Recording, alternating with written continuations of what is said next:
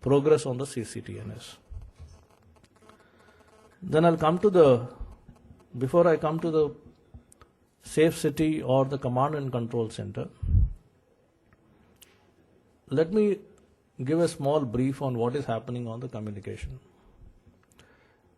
As you are all aware that on the wireless communication we started our journey with, on a voice communication we started with VHF, then we went to UHF, then we talked about trunking. Today we are all talking about tetra communications.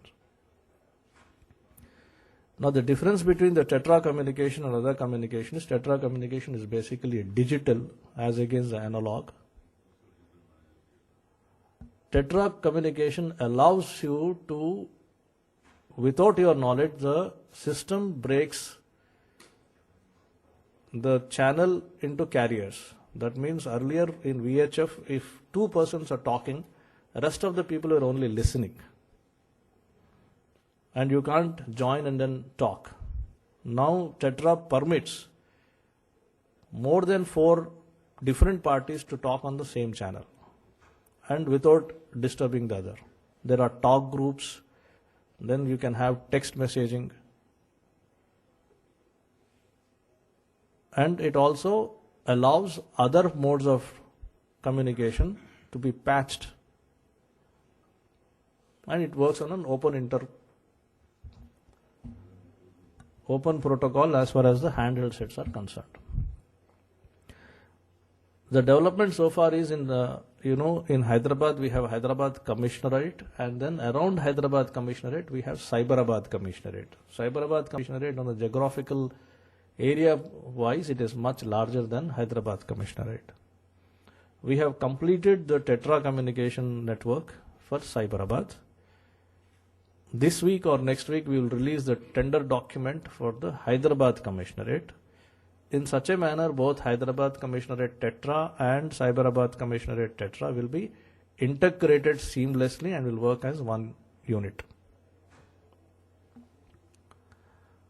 So why I mentioned about Tetra communication is when we come to the safe city concept or to the command and control center, the Tetra communication is amenable for better services and integration when we talk about scalability of the command and control centers.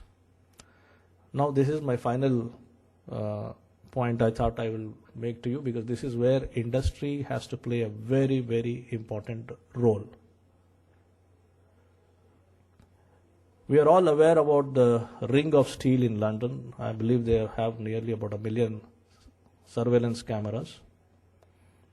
And integration of these cameras and then making the control room of a city police commissionerate have access to different cameras though not owned by public is the biggest challenge in front of us. If we, for example, take the example of 2611, Bombay, Taj. We know that on that day, apart from what we had access to, that is the TV channels, there are several hundred cameras, surveillance cameras, which are already in place and functioning in that area. Now, was CP Bombay given an access to those cameras at that moment of time, or maybe next day?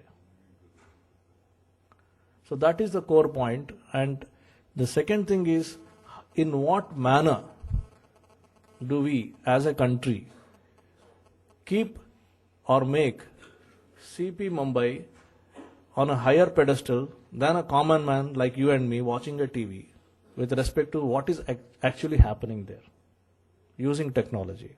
He has got hundreds of people reporting to him what is happening. That's a different matter. How are we going to leverage technology to strengthen the hands of the police or the law and order machinery to take a situation like that? B, how do we escalate that data on a real-time basis to, let us say, a location in Delhi, in NSG or in Ministry of Home Affairs? If there is a war room in North Block, how does Government of India sitting in North Block get to know what exactly is happening on a real-time basis on the spot? Apart from what our TV channels are showing. We should understand our TV channels have their own constraints. They cannot go to any place they want to. They are doing their best, but they have their own way of looking at things. And the missionary or government which is maintaining law and order has its own way. It has to have a different way of looking at things because it has to sort out things as early as possible. The interest here is to sort things as soon as possible. The interest on the other side is to keep the thing alive. They're two conflicting interests. So what is that? What type of technology do we use to give that relevant data to the authorities who are on the issue at that moment? So is it only visuals? Can it not be screened and processed SMSs? Can it not be screened and processed emails, voice phone calls, VHF or wireless communication? So much of data is flowing whenever something is happening. So many banks are located on that street. All the banks have cameras. What happened to those video streaming? So basically the command and control center talks about how do we select, sitting in the police control room, a camera which is located in, let us say, Microsoft building in Hyderabad. Well, I'm not trying to exaggerate, it just happened. Once I was visiting the Microsoft office. I wanted to take a look at the PTZ cameras. Then they were normally positioning those cameras or targeting those cameras to certain sensitive points. So I just wanted to see do more than that. So out of curiosity, I positioned it or targeted towards a Capgemini office, which is about 1 kilometer away, and I could see a software engineer working on his desk. We have powerful tools. All of us are having. We have installed them using crores of rupees. How do we leverage? Should something happen somewhere in the neighborhood, how do we make all the cameras look at that spot? And how do we give the access at the touch of a button in a police control room to the best camera which is having the best angle? So these are the challenges we have in the industry. And as I told you, a lot of data like SMS, emails, data mining, particularly on the dark web. As you are aware, the dark web, while they are doing their job, and several universities in the US are doing their research on what is happening on the dark web, to reciprocate the efforts of the US universities, the dark web guys started doing research on what US universities are doing.